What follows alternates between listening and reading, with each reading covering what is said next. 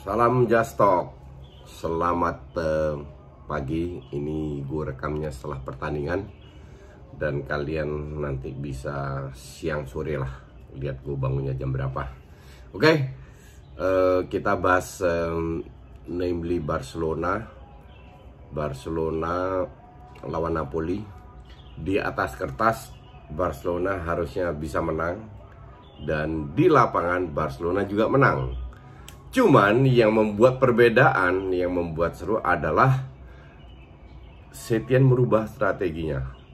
Oke, kita lihat salah satu kekurangan Barcelona pada saat mereka kehilangan banyak poin di La Liga adalah mereka harus ketemu tim yang bertahan dan tidak ada kreativitas.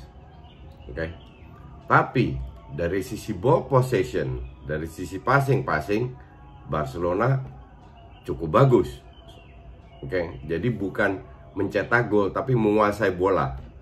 Itu Barcelona selalu bagus di bawah siapapun pelatihnya, ya. Nah, tadi yang gue lihat Setien merubah strateginya, membiarkan Napoli datang, tidak mengepres tapi bertahan di babak sendiri. Kenapa melakukan itu? Satu, Napoli harus keluar, Napoli harus cetak gol. Jadi mereka tidak boleh bertahan.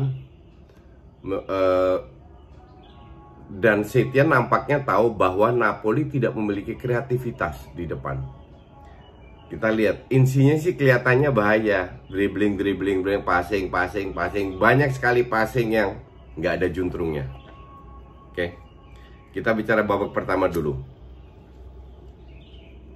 Babak pertama itu gue bilang sangat efektif, bahkan itu bisa jadi 4-1. Gue nggak ngelihat handsballnya di mana, karena kalau lihat dari kamera depan Messi itu kontrol dengan dada dan nggak kena tangan. Tapi kalau dari lihat samping kan nggak fair juga, nggak bisa kelihatan apa kena tangan atau tidak. But anyway, sayang tidak diulang beberapa kali. Itu harusnya gue sih nggak ngelihat. Dan kalau baca di Twitter banyak yang bertanya juga apakah itu handsball atau nggak. Kalau gue bilang sih bukan handsball ya. Anyway, golnya Langley, apakah ya dorong mendorong sih terjadi, tapi tidak begitu berat sampai itu dianulir ya, terjadi gol. Nah, kembali golnya penalti nggak diliatin juga. Itu yang bikin gue agak kesel, kenapa nggak diliatin atau nggak ditanya VAR bahkan apakah itu penalti atau tidak. Wasit kayaknya yakin banget, tapi kan harusnya ditunjukkan. Maka dari inilah kalau gue bilang salah satu kesalahan yang membuat FIFA musim depan akan mengambil alih VAR. Jadi biar SOP-nya jelas. Sekarang SOP di UEFA, di Italia, di Inggris sama di itu jauh berbeda. Semua ngatur sendiri, seenak jidat. Apalagi Inggris, lebih parah lagi itu. Wasit nyaris nggak ngelihat monitor di samping lapangan. Tapi secara overall wasitnya oke lah, not bad. Oke. Di babak pertama, strategi yang diterapkan Barca itu benar-benar jebakan Batman. Napoli itu terperangkap banget. Mereka itu defense very high. Pada saat itu ada space 20-30 kadang 40 meter yang bisa dimanfaatkan dan sangat dimanfaatkan oleh Barcelona, terutama dari sisi transisi. 3-4 pemain doang ke depan. Kalau seandainya nggak berhasil, mereka kontrol bola lagi. Nah, Busquets nggak main, Vidal nggak main, itu gue bilang lebih bagus mereka nggak main. Gue harap sih mereka disuspend 5 match, tapi ya next match kalau nggak salah bisa main, gue nggak tahu juga. Lihat Frenkie de Jong terutama. Ini pemain nggak punya speed, nggak punya skill, nggak bisa heading, nggak bisa shooting. Terus hebatnya di mana? Dia punya akurasi passing yang bagus banget. Dia punya timing yang bagus banget. Dia punya positioning di lapangan yang gampang sekali dipassing oleh teman-temannya. Dan itu yang membuat dia menjadi salah satu midfielder terbaik. Kalau lihat dari serangan defense itu, kalau lewat De Jong itu very smooth semua berjalannya. Sayangnya Sergi nggak sepintar itu di area kanan, De Jong kan di area kiri. Bahkan tadi ada satu main dia ngelewatin pemain Napoli, gue lupa siapa, tapi bukan dengan skillnya, murni dengan timing pada saat pemain Napoli salah posisi, berdirinya badan dimanfaatin sama dia. Ini pemain udah bener-bener gila.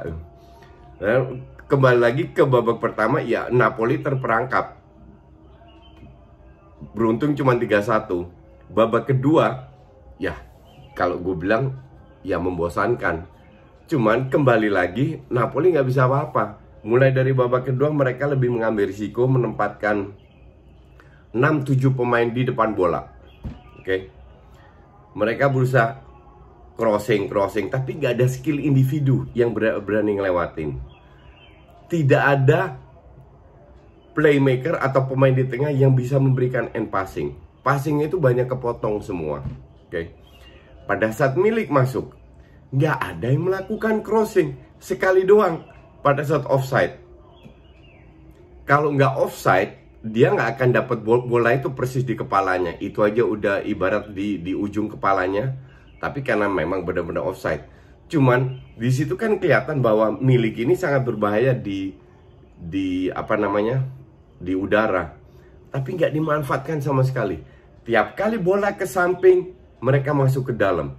Ini yang bikin gue agak bingung. Karena strategi, makanya gue kirim Twitter, si Gattuso ini mediocre banget. Pada saat lu memainkan strategi yang sama selama satu babak dan tidak berjalan, you have to change. Skor 3-1, harus cetak 2 gol lagi. 15 menit terakhir, minimal 10 menit, lu harus bermain oportunis, make war. Kalau perlu pasang Koulibaly di depan sama Milik, hanya dengan bola-bola atas. Nggak dilakukan. Strategi nggak ada perubahan. Pergantian pemain iya, sehingga mereka lebih fresh untuk ngepres. Tapi nggak ada perubahan. Tiap kali bola ke samping, masuk ke dalam. Dan ke dalam gampang banget diantisipasi. Oke. Tujuan bola ke samping adalah, ini standar banget yang gue dulu belajar di SSB dan gue terapkan pada saat gue masih ngelatih futsal. Kalau kita pegang bola kita di tengah, kita passing ke samping. Untuk lawan itu di area aman, tidak membahayakan, apalagi di sepak bola. Tapi yang jelas, defense-nya geser ke belakang. Ngerti nggak? Oke. Bola kembali lagi ke tengah, yang terima bola itu bisa maju beberapa meter lagi. Dapat berapa meter karena defense-nya akan mundur. Passing ke samping lagi, mundur lagi. Yang dilakukan adalah passing ke samping, mundur, balik lagi ke tengah. Jadi defense-nya maju lagi. Jadi nggak ada guna sama sekali. Dan itu yang dilakukan Napoli selama 45 menit. Kenapa tidak melakukan crossing? Barcelona itu sudah bertahun-tahun, bukan tahun ini, bertahun-tahun sangat buruk dengan bola-bola atas. Sampai gue kirim Twitter lagi, aduh Napoli Milik masuk main bola atas nih. Ternyata cuma sekali doang pas offside. Ya. Jadi kalau lu sebagai pelatih, you must do something. Walaupun lu kalah kualitas, tapi pemain Barcelona pun juga bukan kelas bintang dunia, ngerti nggak lo? Jadi masih banyak celah. Dan Gattuso mengambil risiko, iya, dengan menempatkan 2 back di belakang yang jaga Messi, terus lebih tengah 1, lebih ke depan semua dengan 7-8 pemain di depan bola. Resikonya adalah pada saat di counter. Sayangnya counternya tidak begitu berhasil. Okay? Suarez main jelek, itu pemain asli nggak bisa kontrol bola. Begitu banyak hilang bola. Orang bilang Griezmann jelek, gue bilang Griezmann nggak jelek. Dia bekerja keras loh. Tidak untuk offense, tapi untuk defense. Bahwa dia kehilangan bola dengan kontrol apa, oke, it happens. Tapi gue selalu bilang ke pemain ke pemain gue, kalau lu merasa diri lu tidak tidak dalam performa yang bagus di lapangan, lu tetap bisa berkontribusi. Ngerti nggak? Kalau lu nggak bisa ngelewatin orang, nggak bisa cetak gol, it happens. Itu terjadi di semua pemain seluruh dunia. Lu bisa tetap berkontribusi. Dengan apa caranya? Bekerja lebih keras lagi, membantu defense, lari lebih banyak lagi, dan lain. Itu kan bisa dilakukan, dan itu dilakukan oleh Griezmann. Jadi kalau orang bilang Griezmann nggak bagus, gue nggak setuju. Rakitic lebih banyak risiko dalam permainannya daripada Busquets karena dia lebih ke depan. Oke, tapi Rakitic SDM hampir selalu bermain bagus. Memang lebih rentan untuk di counter, dan harus diakui Pique dan Longley main bagus banget. Semedo bagus, Alba so-so. Crossingnya nggak begitu jalan dari sayap kiri. But anyway, as a team, sekarang Barca as a team, mereka tidak tergantung oleh Messi, tapi memanfaatkan Messi, terutama di depan gawang. Tapi membangun serangan nggak selalu lewat Messi. Nah, dengan pemain yang tidak semua pemain bintang, ini adalah strategi yang cocok. Yang jadi masalah kan, ketemu Munchen, gimana ceritanya? Gue sih kalau gue boleh jujur, gue nggak ngeliat Barca bisa lolos. Cuman, ini game 50-50.